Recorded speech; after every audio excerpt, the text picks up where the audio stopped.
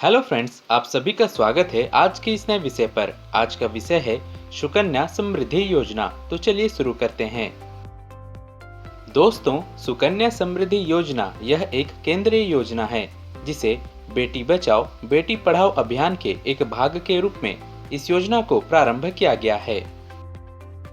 अब हम इस योजना के प्रारंभ की बात करें तो इस योजना को 22 जनवरी 2015 को प्रारंभ किया गया था। अब हम इस योजना के उद्देश्य की बात करें तो सुकन्या समृद्धि योजना का उद्देश्य भारत के सभी राज्यों के बालिकाओं को एक लघु निवेश विकल्प प्रदान करना है, जिसका उपयोग बालिकाओं के माता पिता के द्वारा उनके शिक्षा और विवाह के खर्चों के भुगतान आदि के लिए किया जा सके। अब हम इस योजना के तहत लाभार्थियों की बात करें तो सुकन्या समृद्धि योजना के तहत एक परिवार से अधिकतम 2 बालिकाओं को शामिल किया जाता है। इस योजना के तहत बालिका 10 वर्ष की आयु प्राप्त करने के बाद स्वयं इस योजना के अंतर्गत खाते का संचालन कर सकती है। वहीं इस योजना के तहत एक बालिका के नाम पर केवल एक ही सुकन्या समृद्धि खाता खोला जा सकता है, जिसमें जमा राशि पर उच्च ब्याज दर प्राप्त होता है। आइए अब हम इस योजना के तहत यह जानेंगे कि इस योजना के लिए कितना राशि कब और कितना जमा करना होता है।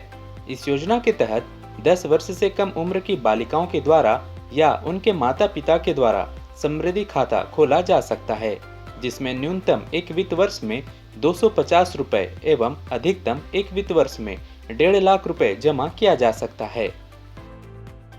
जिसके तहत केंद्रीय वित्त रिपोर्ट के नए संशोधन के तहत यानी जनवरी मार्च 2024 तिमाही के तहत धनराशि जमा करने पर 8.2% ब्याज दर प्रदान किया जा रहा है।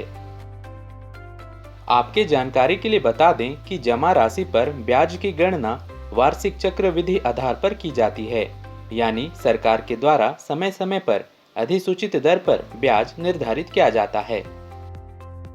अब हम इस योजना के परिपक्वता की बात करें तो खाता खोलने की तारीख से 21 वर्ष बाद यानी जिस बालिका के नाम पर खाता खोला गया है तो उसकी शादी होने पर या जो भी पहले हो उस समय खाते की राशि निकाली जा सकती है।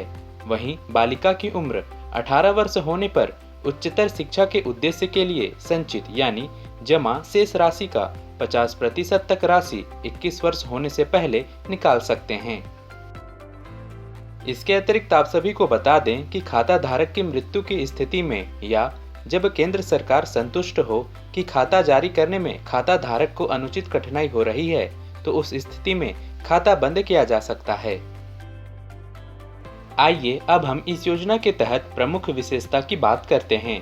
सुकन्या समृद्धि योजना के तहत डाकघरों और वाणिज्यिक बैंकों की अधिसूचित शाखाओं में खाता खोला जा सकता है। इस योजना के तहत एक बालिका के नाम पर केवल एक खाता और एक परिवार में अधिकतम 2 बालिकाओं के नाम पर समृद्धि खाता खोला जा सकता है। वहीं जुड़वा या 3 बच्चों के लिए छूट दिया गया है, जिसमें जुड़वा या 3 बच्चों के जन्म की स्थिति में 2 से अधिक बालिकाओं के नाम पर सुकन्या समृद्धि खाता खोला जा सकता है।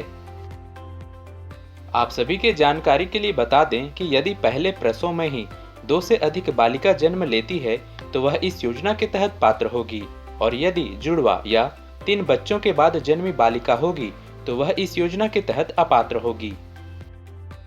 आपके अतिरिक्त जानकारी के लिए यह भी बता दें कि सुकन्या समृद्धि योजना खाते को भारत में कहीं भी स्थानांतरित किया जा सकता है ताकि खाता धारक को अनुचित कठिनाई ना हो।